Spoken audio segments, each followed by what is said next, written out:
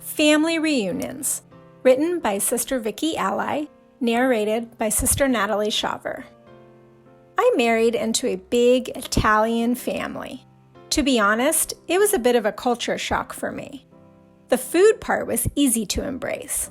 A big fan of Italian cuisine, I claimed tiramisu as my favorite dessert, and as a young person, spent time with a beautiful older sister in church learning to make gnocchi from scratch.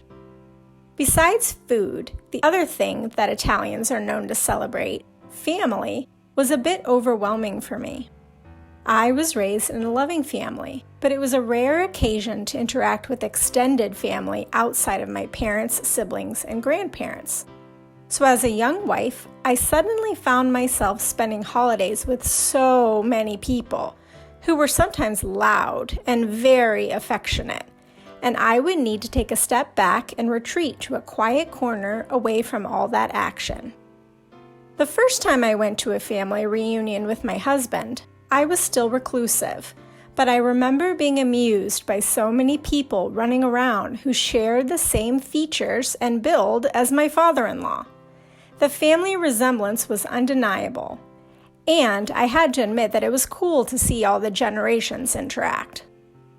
Our own children have thrived growing up in the center of such a family environment.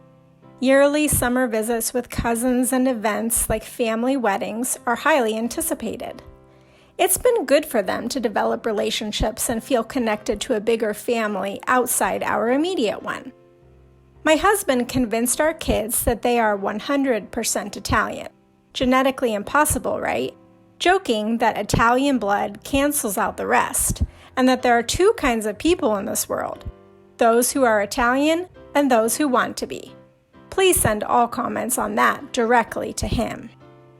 After spending a week with my husband and kids at GMBA Campout, I can't help but see it as a highly anticipated yearly family reunion of sorts for the family of God.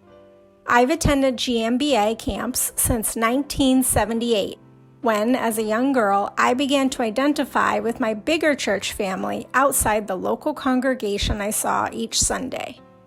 The relationships I've developed at camp are priceless, with my peers as well as with older brothers and sisters. The interaction between the generations is a beautiful thing. All the years we traveled to camp with our young family in a van packed with strollers and kid gear, hoping we had enough stuff in each kid's church bag to keep them quiet for all the meetings, was so worth it. Now we see our older kids' lives deeply impacted by their own friendships and interactions with this big spiritual family. When our family visits other branches in different parts of the country, the love of God and sense of belonging is evident very quickly, even if we've never met those saints before. Maybe you are new to the church, and large gatherings like camp or conference leave you a little taken aback, like I was at first with my husband's natural family. After all, we can be a loud, happy, affectionate bunch. And it may take some time to allow yourself to become a part of something bigger than what you may have known before. Even if you are a seasoned saint but don't get out much, consider attending GMBA, church conference, a VBS, Youth in Action, or Lady Circle event in another location and support the church's large events. You won't regret it, no matter your age. As I look at the faces in small or large gatherings of my church family, one thing is clear. Although in the Church of Jesus Christ, we may not resemble each other physically, and we are of different nationalities, shapes, and sizes, the spiritual family resemblance is undeniable and palpable. The blood of Christ applied to each of us individually cancels out everything else. And maybe there are two kinds of people in the world, those who are members of the Church of Jesus Christ and those who don't realize yet that they want to be.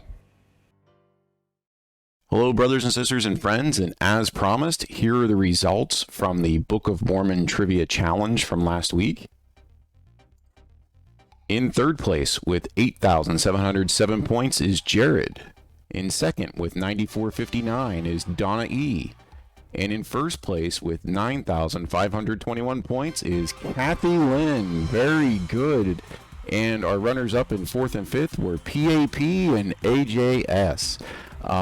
You can see there, out of the top 3, 2 of them got 10 out of 10. There were only 3 total folks who got all 10 questions correctly.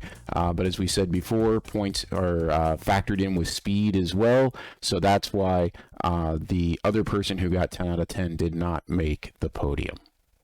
So congratulations to all those here on the podium, and for everybody for playing. I hope you learned something new. Just a couple of other notes. We had 30 total players through the 48-hour period, and the most difficult question, which was only answered correctly 27% of the time, was actually question number 1.